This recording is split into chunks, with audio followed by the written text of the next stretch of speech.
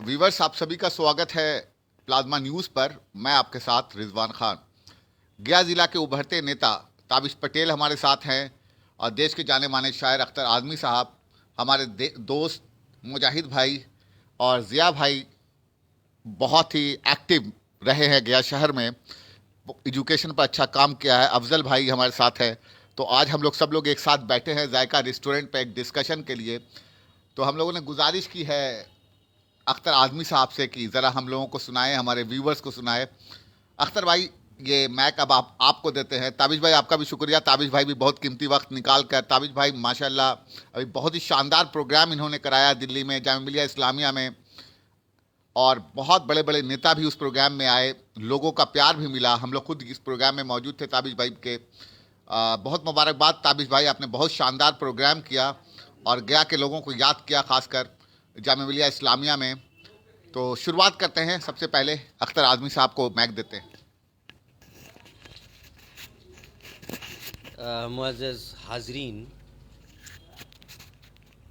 आज की महफ़िल काफ़ी खूबसूरत महफ़िल है, क्योंकि आज हमारे दरमियान कई शख्सियात, अहम तरीन शख्सियात तशरीफ़ रखती हैं। ताबिश भाई, जिनके बारे में अभी आप मुतारुफ़ हुए, और ज़िया भाई भी यहाँ पे हैं, इक़बाल भाई हैं, और तमाम दोस्त यहाँ पे हमारे तशरीफ़ रखते हैं। अफ़ज़ल भाई हैं। तो देखिए, रिज़वान भाई का एम है इस वक्त एजुकेशन को आम करना और तालीम घर घर तक पहुंचाना, और इसी को लेके हम कई दिनों से ये शो करते आ रहे हैं। आज इस महफ़िल को देखते हुए मुझे सबसे पहले एक शेर याद आ रहा है, जो हर तरह से जुड़ा हुआ, हर शोबे से जुड़ा हुआ है। देखिएगा, मतलब पेश कर रहा हूँ। राह निकलेगी कहाँ कोई सफ़र से पहले, राह निकलेगी कहाँ। देखिए, चूँकि ताबिश भाई बैठे हुए हैं, इनका जिस मैदान से ताल्लुक़ है पॉलिटिक्स से है, तो इसलिए ये शेर सुनाना बड़ा कीमती मैं समझता हूँ। ये शेर सुनिए, आप सब तमाम लोग सुनिए, क्योंकि इस शेर की ज़रूरत है इस वक्त हमारे लिए। राह निकलेगी कहाँ कोई सफ़र से पहले, राह निकलेगी कहाँ, राह निकलेगी कहाँ कोई सफ़र से पहले, सोचते क्या हो के चलना है किधर से पहले, सोचते क्या हो के चलना है किधर से पहले। घरों में बैठ के बनते हैं सिर्फ मंसूबे, घरों में बैठ के बनते हैं सिर्फ मंसूबे, सफ़र में रहिए तो रास्ते निकल ही आते हैं। ये ख़ास तौर से इस वक्त चूँकि माहौल इलेक्शन का बनता जा रहा है, इसलिए मैं ये ख़ास तौर से ये शेर उनकी नज़र हो गया जो वोट देने नहीं जाते हैं, घरों में बैठे रहते हैं। है कि नहीं ताबिश भाई? देखिए, एक दोहा हमने कहा था, तो यहाँ के पापे एजुकेशन मिनिस्टर ने काफ़ी सराहा था इस दोहे को लेकर। एजुकेशन से के हवाले से है, शिक्षा मंत्री ने इसको,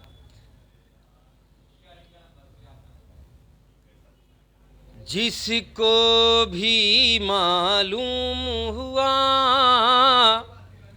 सरस्वती का मोल, जिसको भी मालूम हुआ सरस्वती का मोल, जिसको भी मालूम हुआ सरस्वती का मोल, उसने ही बूझे साखी जीवन के सब बोल, उसने ही बूझे साखी जीवन के सब बोल।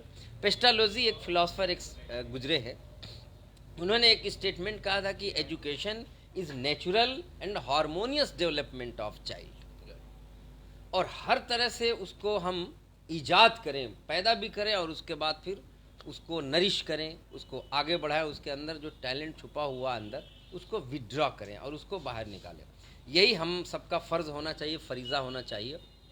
इसके लिए स्वामी विवेकानंद ने भी एक स्टेटमेंट दिया था कि education is manifestation of divine power of the learner. तो एजुकेशन एक ऑल राउंड डेवलपमेंट है। एजुकेशन का मतलब सिर्फ ये नहीं है कि किताब खोला, पढ़ लिया और एग्ज़ाम पास कर लिया। उसके अंदर सारी गुणवत्ता आ जानी चाहिए। सारे जो पहलू हैं ज़िंदगी के वो सब कुछ आ जाना चाहिए। देखिए 4 मिसरे मुझे याद आ रहे हैं इस वक्त, सुनाता हूँ आप सबको। कामयाबी पढ़ाई लिखाई में है, कामयाबी पढ़ाई लिखाई में है, कामयाबी पढ़ाई लिखाई में है, कामयाबी पढ़ाई लिखाई में है, कामयाबी पढ़ाई लिखाई में है, अपनी औलाद की रहनुमाई में है, अपनी औलाद की रहनुमाई में है, कामयाबी पढ़ाई लिखाई में है। और दौलत इल्म जो ख़त्म होती नहीं, जिया भाई देखिएगा ये बहुत काम का है। दौलत इल्म जो ख़त्म होती नहीं, दौलत इल्म जो ख़त्म होती नहीं, दौलत इल्म जो ख़त्म होती नहीं, फ़ायदा तो इसी की कमाई में है, फ़ायदा तो इसी की कमाई में है।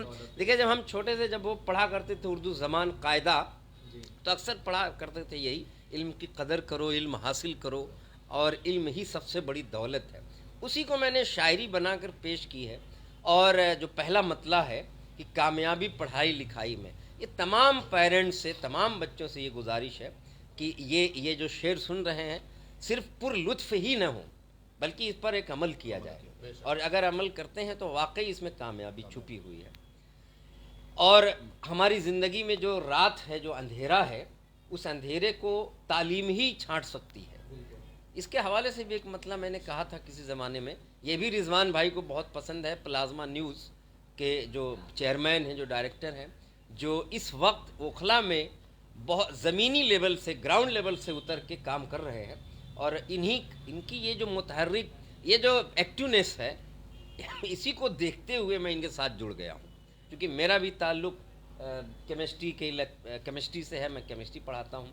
तो ये भी एक पहलू रखना पड़ता है कि भाई अगर हम पढ़े लिखे हैं तो जाहिर है कि तालीम के लिए कुछ करना चाहिए, अलग से भी कुछ करना चाहिए। समाज में केमिकल रिएक्शन होना चाहिए, समाज में केमिकल रिएक्शन होना चाहिए।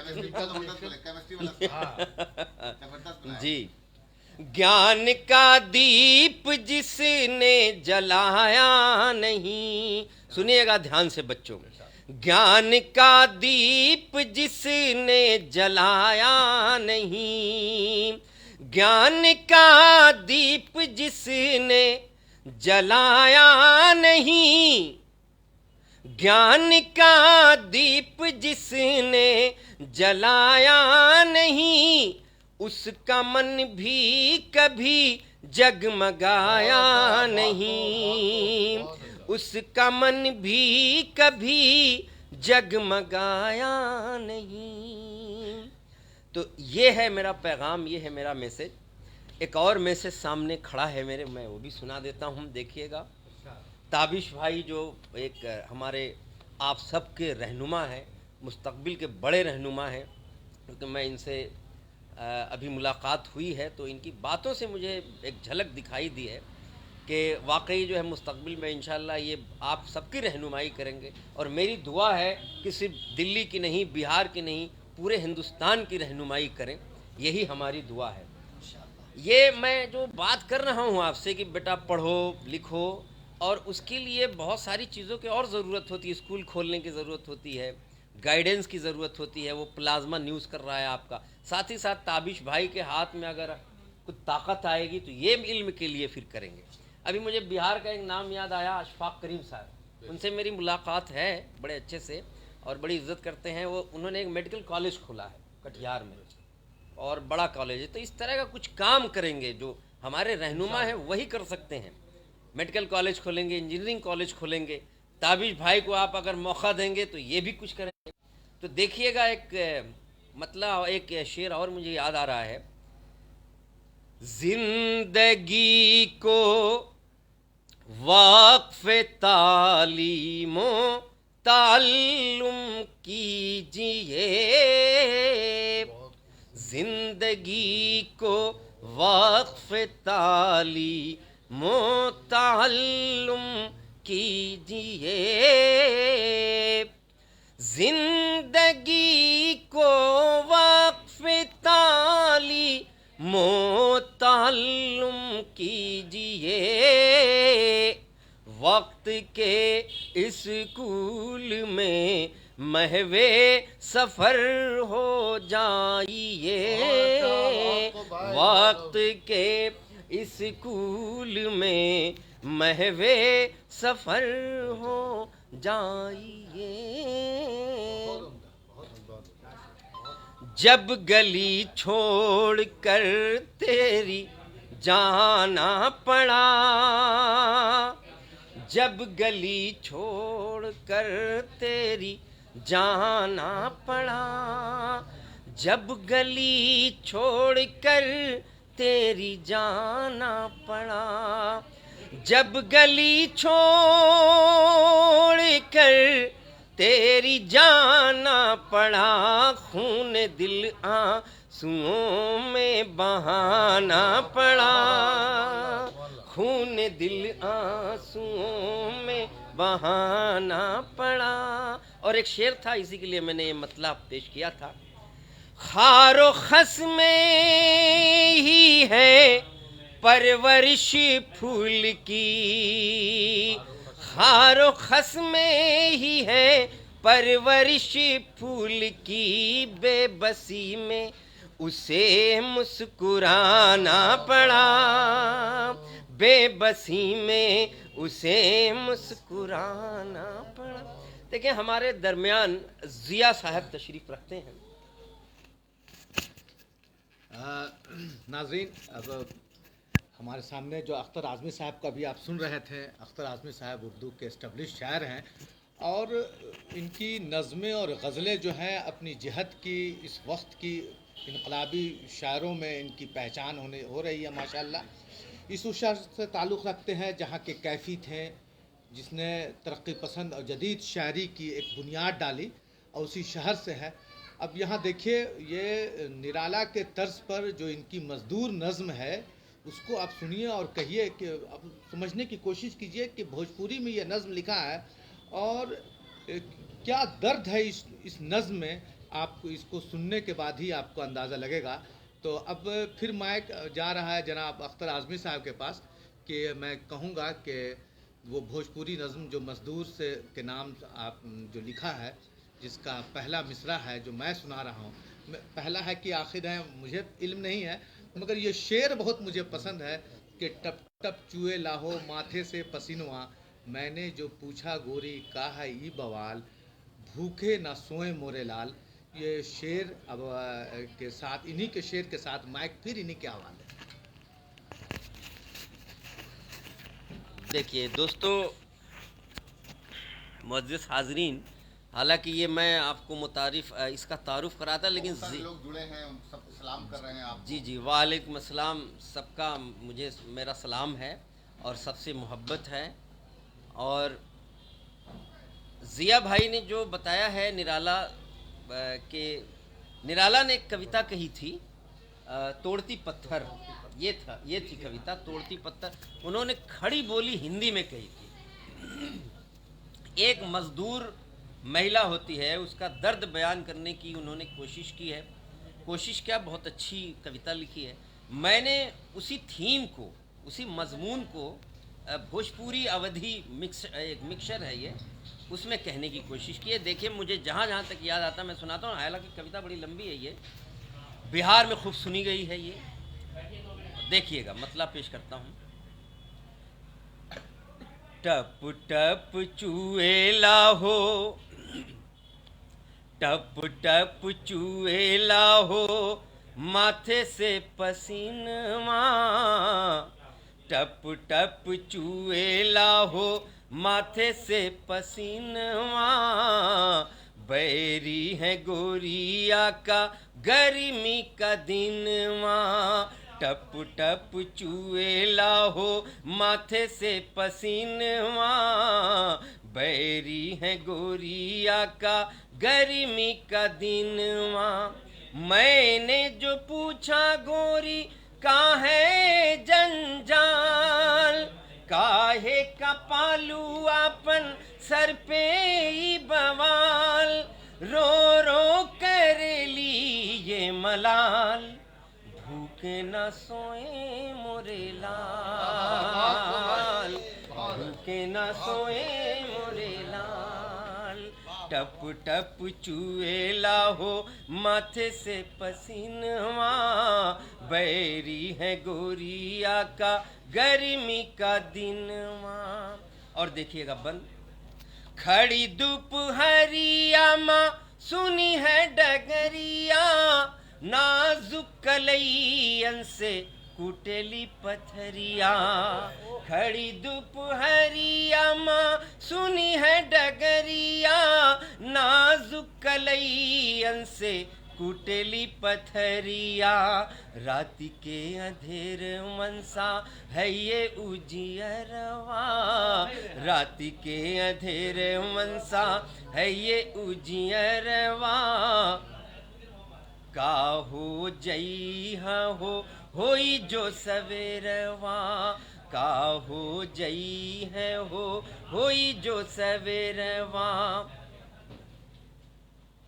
टप टप चुएला हो, माथे से पसीनवा।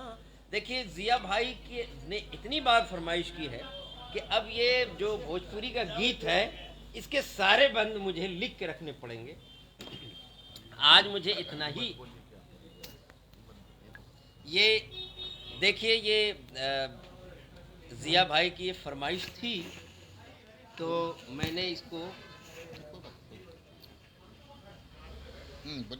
जिया भाई का दिल रखते हुए, और आप में से भी बहुत सारे कई हज़ार लोग ऐसे होंगे जो ये सुनना चाह रहे होंगे, क्योंकि जब जब भी मैं पूर्वांचल में या बिहार के मुशायरों में गया हूँ, तो अक्सर मुशायरों में ये फरमाइश अलग से आई है मेरे यहाँ पर्चियों पे लिख करके कि वो भोजपुरी वाला सुनाइए।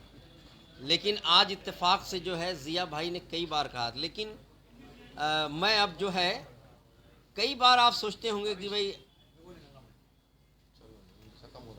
अख्तर आज़मी साहब कभी भोजपुरी, कभी इल्म पे, कभी कुछ सुनाते रहते हैं, ये अपनी ओरिजिनल शायरी में नहीं आ पाते हैं, क्योंकि कुछ ऐसी पाबंदियां होती हैं। कभी रिजवान भाई घेर लेते हैं कि इल्म पे सुनाना है, कभी जिया भाई घेर लेते हैं कि भोजपुरी सुनाना है।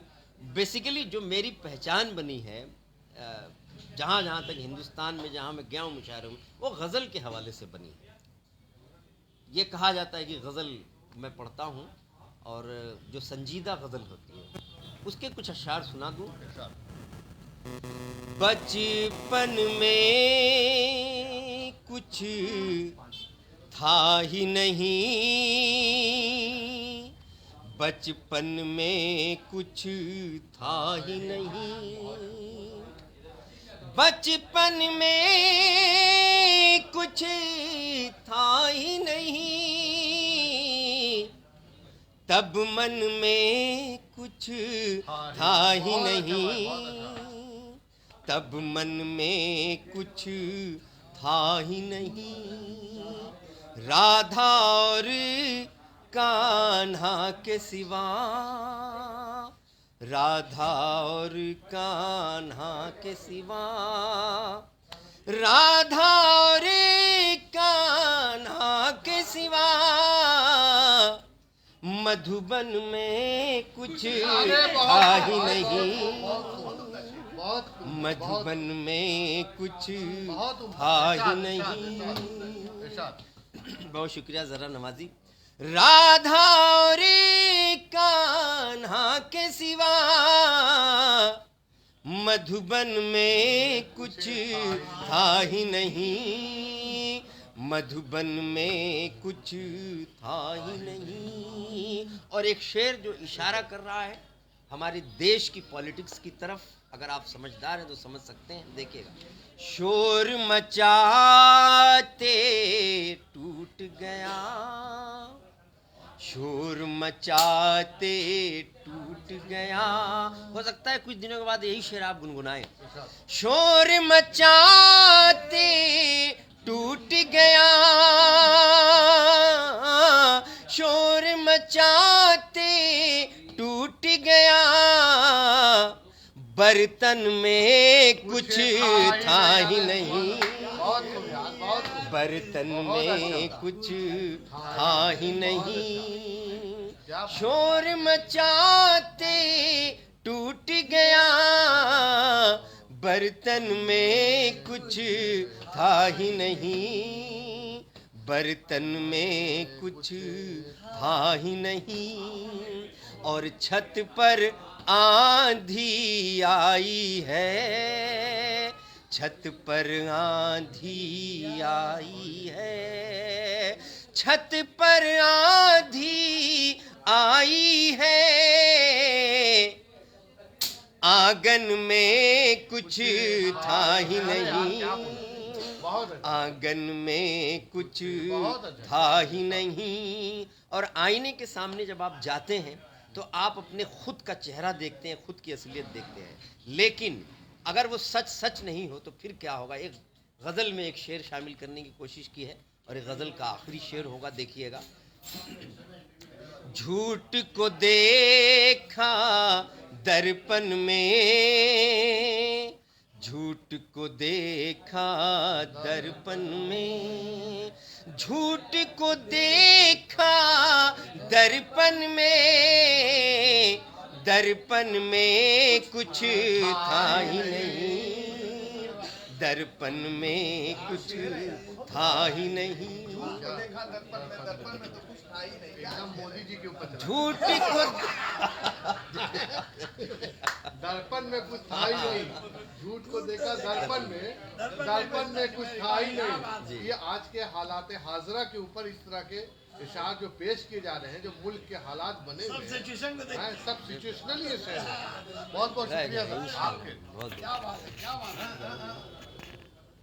नहीं, कोशिश करते हैं जिया भाई से भी बातचीत करेंगे। आज हम लोग बैठे हैं यहाँ पर, ताबिश पटेल भाई हैं, जिया भाई हैं। हम लोगों ने कोशिश की कि यहाँ पर हम लोग बैठे और हमारा मकसद ये था कि हम लोग गया में, ख़ासकर ऑर्फनेज में, लाइब्रेरी के मकसद से हम लोग बैठे थे कि वहाँ पर आप ज़रूर बोलिएगा जिया भाई। हम लोगों ने पहले डिस्कशन किया, ताबिश भाई बाद में आए थे, तो उस लाइब्रेरी का जो हम लोग मिशन लेके चले हैं कि गरीब बच्चों के लिए वहाँ पर लाइब्रेरी को इस्टेब्लिश किया जाए और वहाँ से बच्चे सेंट्रल यूनिवर्सिटी की तरफ आए।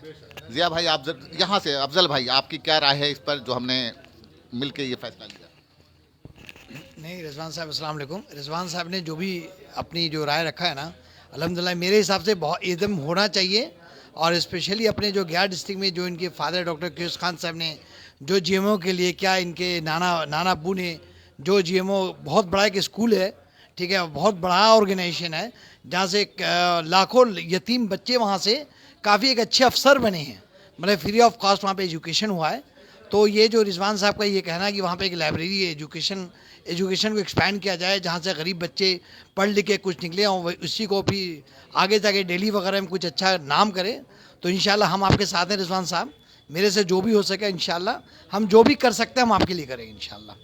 बहुत बहुत शुक्रिया। जिया भाई आप भी शुरू से जुड़े हुए हैं, ऑर्फनेज पर हम लोग लाइब्रेरी को लेकर डिस्कशन भी कर रहे थे, आपकी अपनी राय? पहले तो राय तो अपनी ज़रूर देंगे, मगर पहले अख्तर आज़मी साहब के आखिरी जो कलाम गज़ल जो पढ़ी उस पर कुछ तासुरात अपना पेश करना चाहेंगे। अख्तर भाई का ये जो शेर जो था पहला मिसरा जो था, कन्हैया राधा और कान्हा के सिवा, हाँ, राधा और कान्हा के सिवा मधुबन में कुछ था ही नहीं। तो ये शेर हम हलीम अबुलौलाई बहुत बड़े बुज़ुर्ग थे, सूफ़ी थे हैदराबाद के, उनका एक शेर है, कन्हैया याद है तुझको या भूल गए हो। मैं इनका ये सुन रहा था और उस कव्वालों ने इसको अलग अलग तरीक़े से गाया है और वो सूफियाना कलाम है। तो आपकी शायरी से ऐसा लगा कि अभी एक सूफ़ी को भी सुन रहे हैं और लगता है कि असर हाजिर का कोई ऐसा मुफक्किर, साहित्यकार जो होता है वो मुफक्किर होता है, वो हालात को अपने शायरी के ज़रिए रखता है। जब आज़ाद हो रहा था मुल्क तो बिस्मिल्लाह से आबादी कह रहे थे, सरफरोशी की तमन्ना अब हमारे दिल में देखना है जो। तो आज जो मुल्क की हालत ये है कि उसका एक शेर है कि आईने में कुछ था ही नहीं, दर्पण में तो झूठ को देखा दर्पण में तो कुछ था ही नहीं। तो इतना अच्छा कलाम हम लोगों ने सुना, दिल खुश हो गया। तो हम चाहेंगे कि सबकी तरफ से इनका शुक्रिया अदा कर दें। उसके बाद जो सबसे अहम बात, गया शहर की अपनी एक पहचान है जो मजहबी और समाजी एतबार से पहचान है और इल्मी एतबार से भी एक शहर की अपनी पहचान है। जब गया मुस्लिम ऑर्फिन जो है, जो आपके दर्शकगण को इतनी बात बता दूं कि जिस वक्त लोग मदरसे का ऑर्फिन्स का जो कंसेप्ट जो समझते थे कि वही ऑर्फिन्स होता है जहां मजहबी तालीम दी जाती है, उसको ही लोग समझते थे कि वो ऑर्फिन्स है। मगर गया शहर ने एक नई इतिहास रचा, कहा कि नहीं, मज़हब के साथ साथ वो भी तालीम देना ज़रूरी है जिससे अवाम आगे कांधा से कांधा मिलाकर चल सके। आपके दादा, आपके नाना, आपके वालिद और गया शहर के वो लोग जिन्होंने इसको चलाया, सबकी कुर्बानी है। और हमको ये बात की खुशी है कि आप उसमें सोच रहे हैं कि नए तरह की एक लाइब्रेरी कायम हो और वहाँ के बच्चों को सेंट्रल यूनिवर्सिटी और बड़े बड़े जगहों पर उनका दाखिला कराया जाए, उनकी नौकरी में सहूलत हो, आगे चल के अपनी हेल्दी ज़िंदगी गुजारें। आपके पहले के लोगों ने भी किया, अब वो लोग नहीं रहे तो एक नई पीढ़ी आ चुकी है और वो पीढ़ी में आप लोग इसकी ज़िम्मेदारी ले रहे हैं। तो हम आपके साथ पूरी तरीके से आपके साथ हैं, जिस तरह की भी मदद होगी हम इंशाअल्लाह ताला रहमान हम लोग सब कोई करेंगे। इसमें कोई मगर एक ज़ाती जो है मैं तो करूँगा ही करूँगा, इसलिए कि हमको उस शहर से, इसलिए मेरी जाए पैदाइश है वो शहर जो आध्यात्मिक शहर है। वो आपको अख्तर भाई और भाई साहब आपको बता दें कि गया भगवान विष्णु का शहर कहा जाता है और भगवान महात्मा बुद्ध को ज्ञान की प्राप्ति हुई। उसी शहर में हज़रत अता हुसैन फ़ानी और हज़रत पीर मंसूर आए और एक अलग मिजाज है उस शहर का। वो शहर अमन व शांति का, 47 के बाद जब पूरा हिंदुस्तान जला तो वो शहर ने अमन का पैगाम दिया और बहुत अलग मिजाज है लोगों का। वहाँ के लोग जो हैं बहुत शांत मिजाज के लोग हैं और वहाँ हमेशा से ये नहीं है कि नया है, हमेशा हर मराहिल में गया हमेशा आगे रहा है। चाहे गांधी जी का सत्याग्रह का मामला हो, लोग कहते हैं चंपारण की सत्याग्रह, उससे पहले गांधी जी गया पहुंच चुके थे और गया से इस मूवमेंट को शुरू किया था। सबसे पहले गया में कांग्रेस का अधिवेशन हुआ आज़ादी से पहले। तो गया की अपनी एक पहचान है और इंशाअल्लाह ताला रहमान आप शुरू कीजिएगा तो हम लोग आपकी क़यादत में, नई नस्ल को क़यादत की ज़रूरत में हम लोग आपके बात के लोग आपके साथ साथ रहेंगे और हमारी दुआएं आप लोगों के साथ है, आपकी पूरी टीम के साथ है और जहां भी हो सकेगा हम उसके पूरी भर मदद करेंगे। बहुत बहुत शुक्रिया। ताबिश भाई है, ताबिश भाई उभरते पॉलिटिशियन है दिल्ली में। ताबिश भाई आपका बहुत शुक्रिया, आप बहुत कीमती वक्त देकर हम लोगों के साथ आए हैं। अख्तर आज़मी साहब हैं, हमारे दोस्त मुजाहिद भाई हैं, जो हम लोगों ने फैसला किया है कि ऑर्फनेज में लाइब्रेरी खोला जाए। आप लोग सब समर्थन में आए हैं, क्या कहना चाहेंगे, क्या मैसेज रहेगा? अस्सलाम वालेकुम हाजरीन एंड व्यूअर्स जो सुन रहे हैं, मैं सबसे पहले शुक्रिया अदा करता हूँ रिजवान साहब का, एक नई पीढ़ी का, जिस तरह से तालीम के लिए, इल्म के लिए सोचा है और जिस तरह से ये काम कर रहे हैं प्लाज्मा कोचिंग के तरफ से और जितने भी लाइब्रेरी है यहाँ पे जो ये क्या बोला जाता है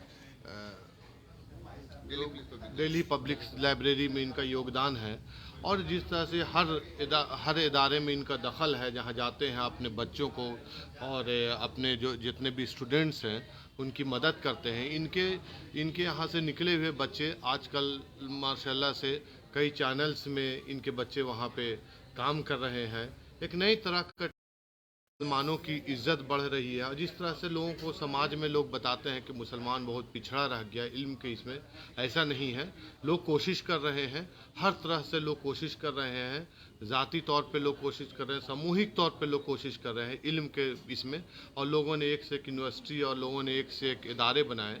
जब मैं इदारे की बात करता हूँ तो इनके वालिद साहब ने जिस तरह से काम किया है, हर तरह से, एक इनके वालिद साहब डॉक्टर रहे हैं, होम्योपैथ के डॉक्टर हैं, और गया शहर के मानिंद, नॉट ए गया शहर, बिहार में एक मानिंद शख्सियत रही है। उनकी दखल हर चीज़ में, हर उस चीज़ पे निगाह होती थी, नशे व फराज पे निगाह होती थी कि क्या हालात है मुल्क के और क्या हालात है बिहार के, और ख़ास के मुसलमानों के हालात पे इन्होंने बहुत काम किया है। अगर देखा जाए तो इनके घर के बहुत सारे लोग हैं। इसकी एक कड़ी को पकड़ के खुद रिजवान साहब चल रहे हैं। इनको हम तहे दिल से इनका शुक्रिया अदा करते हैं। इल्म की बात अगर करें, जिस तरह से लाइब्रेरी की शक्ल है, हम लोगों के तरफ गया में लाइब्रेरी नहीं है। लोगों के पास ये जिम्मेदारी जो है लाइब्रेरी की और स्कूल्स की और हॉस्पिटल्स की जिम्मेदारी जो है, जो साहिब सत्ता है उनके ऊपर भी जाती है। वो भी अपनी दखल दें। 100 आदमी मिल के भी अगर आप एक शहर में किसी इल्म के इदारे की अगर ये करते हैं, खोलते हैं, तो एक बहुत बड़ा काम हो जाएगा। ये आपको अभी नहीं समझ में आएगा। आज से आने वाले 10 साल के बाद जब नई नस्ल बनेगी, हमको नस्ल पे काबू पाना है। अगर आप उठा के पूरी तवारीख उठा के देखेंगे उस टाइम में भी, तो लोग नस्ल पे काबू पाते। यहूदी लोग तरक्की क्यों करते हैं? इसलिए कि वो नस्ल पे काबू पाते हैं। तो हम लोगों को अपने कौम के लड़कों के ऊपर नस्ल पे काबू पाना है, उनको इल्म के तरफ लाना है। हर शख्स, हर जो साहिब इस्तिताह लोग हैं, जिसके पास पैसे हैं, अगर उन लोगों ने, हर आदमी ने एक एक बच्चे को गोद ले लिया, अगर 100 आपके पास ऐसे लोग हैं एक शहर में, तो 100 बच्चा पढ़ के निकलेगा, तो ये आपके समाज की हालात कहीं और होगी। और जिस तरह से हिंदुस्तान के तरक्की कर रहा है और जिस तरह से हिंदुस्तान आगे बढ़ रहा है, जितनी झूठी मक्कारी जो चीज़ें हैं वो सब ख़त्म हो जाएगी इल्म के माध्यम से। इल्म के लिए आपको कहा गया है कि इल्म लेने के लिए किसी हद तक आप जा सकते हैं। इल्म की कोई समय सीमा नहीं होती है।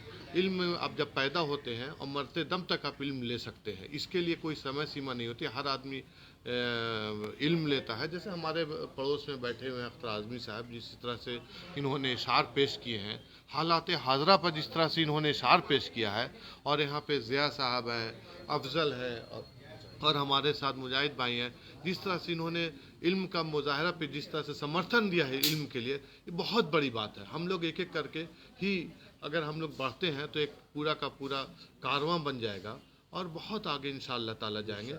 मैं इनको, इनकी हिम्मत के लिए, इनकी ताकत के लिए, हम लोग इनकी ताकत बने रिजवान साहब की, और हिम्मत दिलाएं इनको। नशे व फराज आते रहेंगे और इंशाअल्लाह ताला उसमें कामयाब होंगे। हम लोगों की कोशिश रहेगी कि हर शख्स जो दिल्ली में बैठा हुआ, हिंदुस्तान के किसी में बैठा हुआ है, जो अपने वतन का है, अपने गया शहर का, हर वक्त आप ये कोशिश कीजिए कि जब भी आप शहर में जाएं, घर में तो मकान बना लेते हैं, एक समाज में एक ईंट लगा के आए, ताकि वो ईंट जब लगाएंगे तो समाज के काम आएगा। घर वो आपके ज़ाती तौर पे आपके काम आएगा। ईंट जो समाज में लगाएंगे, एक पौधा लगा के आ जाएं, एक ईंट खड़ा कर दे किसी जगह पे है, एक चौराहे पे ईंट खड़ा कर दे, ताकि वो समाज के काम आ जाए। सामाजिक काम में इंटरेस्ट लीजिए, बच्चों को समाज में भेजिए, जो कि जिस तरह से आज मोबाइल की वजह से लोग अपने घरों में रहने लगे हैं, जो सामाजिक ताना बाना है उसको ख़त्म होता जा रहा है। इंटरेक्शन ऑफ द समाज जो है वो ख़त्म हो गया है। तो इसमें इल्म से सारी चीज़ें आएगी। इल्म है क्या? इल्म बेसिकली क्या है? आप दाखिला लेते हैं, फर्स्ट क्लास से बच्चों को पढ़ाते हैं और ये लेते हैं, आपने ग्रेजुएशन कर लिया, एमए कर लिया। वो इल्म सिर्फ छोटी ऐसी चीज़ है। इल्म जो है, आपने एक रकम दिया कि भाई आपको एक फ़ीस हो गई, फ़ीस की रकम में आपने दिया 25 रुपया, और उसके बाद जब साल भर के बाद पढ़ के निकले तो जो सर्टिफिकेट मिला वो आपको, वो एक रसीद की शक्ल में है कि भाई आपने ये पैसे दिए थे, रसीद आपको मिल गया।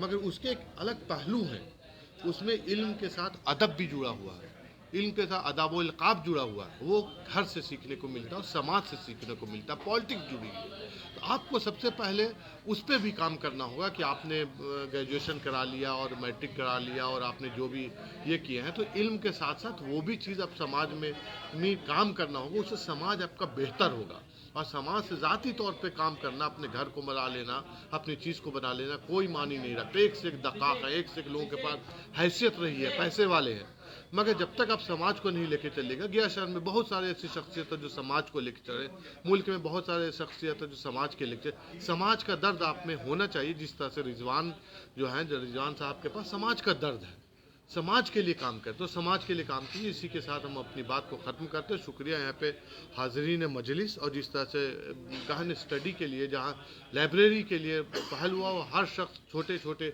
हम लोगों ने कई मीटिंगें की इसके ज़रिए रिजवान साहब के साथ, कई मल्टीपल मीटिंग की। हर शख्स ने इनके सर पे हाथ रखा, दुआएं दे रहा है इनको, अल्लाह इनके सेहत को, हिम्मत को आगे बढ़ाए। शुक्रिया जनाब, अस्सलाम वालेकुम। ताबिश भाई आपका बहुत बहुत शुक्रिया। आपने जो शब्द बोले हैं वो हमारी ताकत बनेगी इंशाल्लाह। अफजल भाई आप भी आए हमारे साथ, मुजाहिद भाई को भी सुन लेते हैं, आपकी अपनी राय ज़रूर। अस्सलाम वालेकुम, सबको बहुत बहुत शुक्रिया, रिजवान भाई का बहुत बहुत शुक्रिया। और खूबसूरत बहुत खूबसूरत छोटी सी महफ़िल रही, लेकिन हम खाने की टेबल पे बहुत खूबसूरत महफ़िल रही। और इसका मौजू रहा एजुकेशन, जिसमें हमारी फ़िक्र रही, रिजवान भाई की फ़िक्र रही कि हम किसी तरह किस अंधेरे को अपनी एजुकेशन से किस तरह सुधार सकते हैं, और वो हम लोग कर रहे हैं। और इंशाअल्लाह ताला इस टेबल पर बैठकर इससे बड़े बड़े काम करेंगे और एजुकेशन को आगे बढ़ाने की जो हमसे हो सकेगा वो करेंगे। और रही बात हमें अभी ऑर्फनेज और लाइब्रेरी के बारे में, जिस तरह से गौर व फिक्र हमारे रिजवान भाई कर रहे हैं, तो वाकई काबिल तारीफ़ है। और इस चीज़ की, लाइब्रेरी की, हमारे पढ़ने की, एजुकेशन की और आला तालीम की हमें बहुत ज़रूरत है। और जब से मैं इनको, रिजवान भाई को 14-15 सालों से मैं जानता हूँ इस इलाके में, तो वाकई ना ये थके हैं ना रुके हैं और अपने चलते जा रहे हैं। जिस हाल में भी, जैसे भी कैसे भी चल रहे हैं और काम कर रहे हैं। और जैसे मैंने देखा, बच्चे आते हैं, लोगों के पास पैसे नहीं हैं, लेकिन फिर भी रिजवान भाई पुलिस पब्लिक लाइब्रेरी से जुड़े हुए बहुत मेहनत कर रहे हैं बिना पैसों के, और किस तरह से बच्चों को आगे बढ़ा रहे हैं। इनके पढ़े हुए बच्चे आगे बढ़ रहे हैं और बहुत मेहनत से ये लगे हुए हैं। तो इंशाअल्लाह ताला जिस तरह से भी लाइब्रेरी के लिए जो भी इन्होंने सोच रखा है और बच्चों के मुस्तकबिल के लिए सोचा है, हम लोग इसकी मेहनत करेंगे, जुड़ेंगे। और ये अभी छोटी सी महफ़िल है, इंशाअल्लाह ताला इस महफ़िल को हम बहुत बड़े उसमें लेके जाएंगे।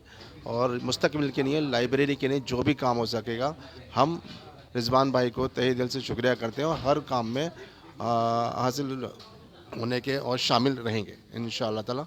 अल्लाह हाफ़िज़। बहुत बहुत शुक्रिया आप सबका। मैं अख्तर आज़मी साहब से क्लोजिंग करते, केमिस्ट्री वाला लास्ट कर दिए क्योंकि एजुकेशन पर हम लोग की मीटिंग थी। केमिस्ट्री वाला बड़ा शानदार है, आप सब लोग सुनिए, बड़ा अट्रैक्टिव है। हम लोग ज़्यादातर लोग एजुकेशन से, केमिस्ट्री का रिएक्शन इन्होंने बड़ा अच्छा लिखा है। अख्तर आज़मी साहब देश के जाने माने शायर हैं, टीचर भी हैं, और आपकी मोहब्बत है कि जब भी हम फ़ोन करते हैं आ जाते हैं।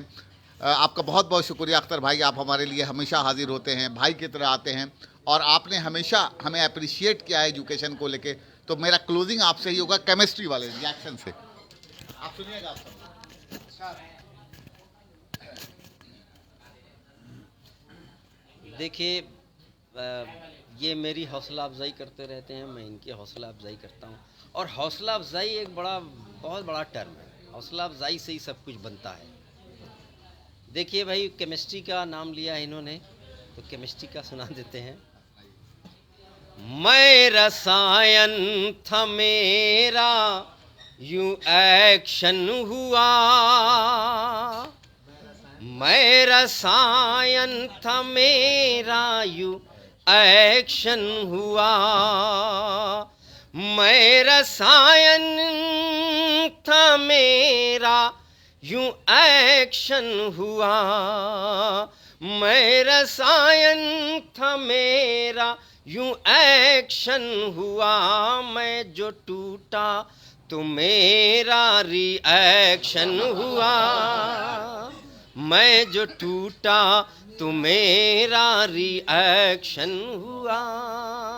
और देखिए, एक रिएक्शन पढ़ा रहा हूँ आपको शायरी की ज़बान में, ऑक्सीडेशन और रिडक्शन क्या होता है, उसके हवाले से भी एक शेर कहा मैंने।